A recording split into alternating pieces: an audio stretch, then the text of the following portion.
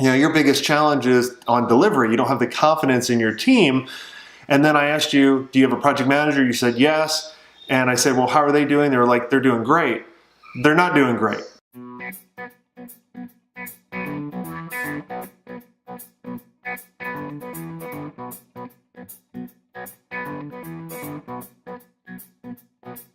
Sometimes it's hard to look at your people, especially if they've been with you for a long time, to really figure out that they may not be the right fit. And I'm about to show you a conversation I had with a client where they were struggling on delivery and they didn't have that confidence in their team in order to fulfill on the promise of the sale. And I told him about my experience of going through it and what they actually need to do, and I think this could actually help you out as well. We started missing a lot of deadlines, and we started having a lot of unhappy clients, right? And so I immediately would go to my partner at the time and I would say, hey, what's going on? And he would say, oh, well, the developers are not doing their job. And so we would clean out house, right? We would get rid of those developers, we would bring in new ones, and then we'd have the same thing over and over again. We were always losing money on the development side. And then what I finally realized was I had to figure out where was the root problem. We were automatically going to the programmer, like who was actually touching the work. But what I figured out later was it actually started with whoever was managing that, whoever was responsible for bringing on those people, to setting the process, to setting the rules and all of that. And when I changed that, right, when I changed those responsibilities and brought someone in that could be a VP of operations and lead that development team, then we were extremely profitable. And I think the same thing is happening with you. Like when I asked you, I said, your biggest challenge is on delivery. You don't have the confidence in your team. And then I asked you, do you have a project manager? You said yes. And I said, well, how are they doing? They were like, they're doing great. They're not doing great.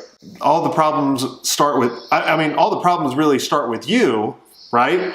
But then you need to kind of stem yourself down. Like you got to start at the top and then figure out really where the real problem is. Like, have you ever had a conversation with your project manager or that person in charge and saying, hey, why are we having such trouble on this? What can I provide you? How can I help you to do your better job? Or what do you suggest? Do you think everything's going well? And then you could go, okay, well, if I fix that, are we going to be back on track? Are we going to be able to deliver so we don't have any issues? And if he says yes or she says yes, we're going to say, all right, great. And then if we have this conversation again, you probably know where the problem is. And you need to make an adjustment, get rid of the PM, and then bring in a new one that can actually lead the team in the right way. Sometimes you got to look for the cancer, right? And sometimes it's right in front of your eyes, hard to see it. And a lot of us too, when it comes down to, having to make a hard decision that's going to affect other people's lives, it's hard to do. Like, let's say this person doesn't work out. Well, what do you need to do? You got to replace this person.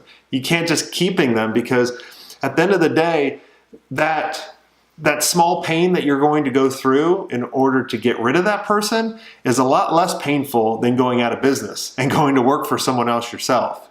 And then all the other people that are depending on you, right? They're depending on you to make the right decision. Yeah, well, I'll ease your pain a little bit. No one does.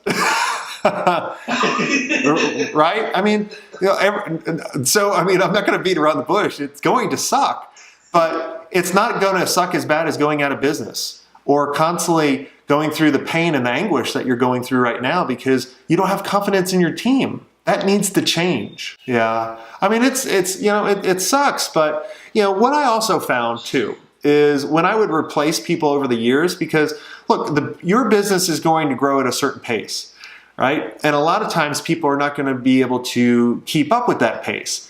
And it's hard because they started with you, right? Or they've been with you for a long time and you feel that you owe that to them because they've given you the all, right?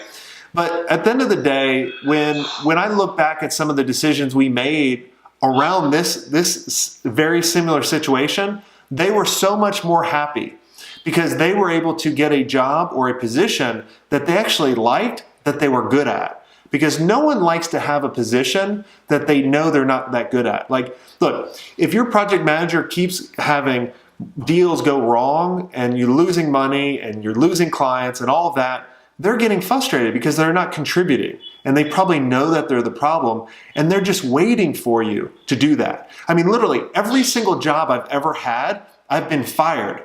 But mentally, I kind of was like asking people to fire me because I've always known I needed to be an entrepreneur, right? So you could free them. Like, this is going to be better for them if the worst case scenario turns out. So if you like this conversation, I want you to share it out with someone that this could actually help, that may be going through the same situation that my client was going through. Also, if you have questions or if you just want to say, hey, I like this and thanks very much, that's my fuel. That's why I do this, is to hear from you guys to make sure we're going in the right direction and we're producing the content that you want.